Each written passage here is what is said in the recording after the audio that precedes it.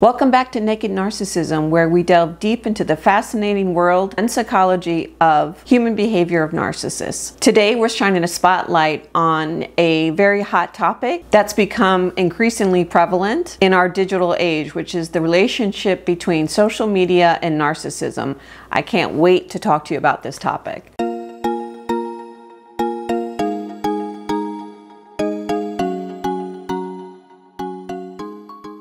Social media has really revolutionized how we all connect, communicate, and present ourselves to the world, but beneath the surface lies a complex interplay between validation-seeking behaviors, comparison culture, and the perpetuation of narcissistic tendencies. Social media platforms often serve as sort of virtual stages where individuals meticulously craft and curate their online personas. They have perfectly filtered photos and carefully crafted captions. These virtual representations can really perpetuate a facade of perfection and grandiosity, which is really a narcissist in a nutshell. Even if they're not full-blown narcissists, they mirror those traits of narcissists. But it's not just about presenting a polished image. Social media has become a battleground for validation, with likes and comments and shares of your content really becoming like the currency of self-worth. For individuals with these narcissistic tendencies, these metrics of likes and comments and shares hold significant value. Social media fosters a relentless cycle of comparison where users constantly measure their lives against others that they see on social media. Even though deep down we all know that the photos are filtered, or we know that, you might know these people in real life and know that what they're presenting on social media is not exactly the way that they live their lives. Even knowing that, it can make us feel like we're missing out, or that our lives don't measure up. So how do we break free from this cycle? Well, the first step is self-awareness. If you're involved with someone who presents a vastly different persona on social media compared to their true narcissistic self in private, it's crucial to recognize the impact that this disparity can have on your self-esteem and mental well-being. By acknowledging the disconnect between their public image and private behavior, you can begin to reclaim agency over your online experiences. Remember, your worth isn't determined by likes or followers. It's about fostering authenticity and prioritizing your own well-being and mental health above all else. Digital detoxes, authentic connections offline, we can foster a healthier and more mindful approach to our online interactions, one grounded in authenticity, empathy, and self-awareness. So again, if you're involved with someone who is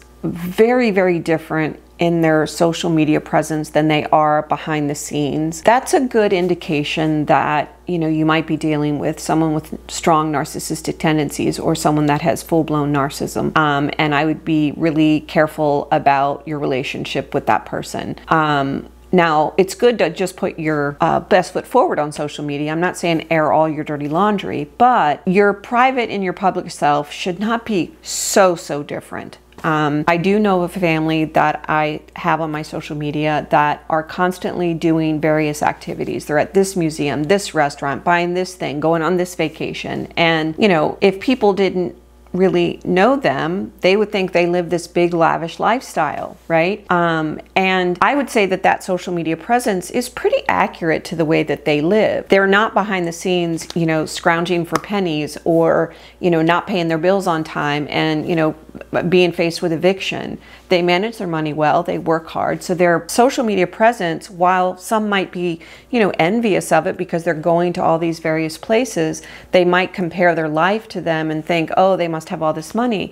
And it's not necessarily that they have all this money, it's just that they work hard, they play hard, they manage their money well, they invest. And so their public persona is very, very much like their private persona, right? I know them privately, but I also know I have another person on my social media who I know 100%, if I would bet money on it, that this person is a narcissist, because I can usually tell when someone's trying way too hard to appear to be different than they are in private. And so, you know, I have a very, very distant relationship with this person. So I'm not in any danger of any sort of like being too close to a narcissist, but I can tell that this person's a narcissist online. So just by that person's online presence, I can tell 100%. I know them both publicly and privately, and, you know, 100%.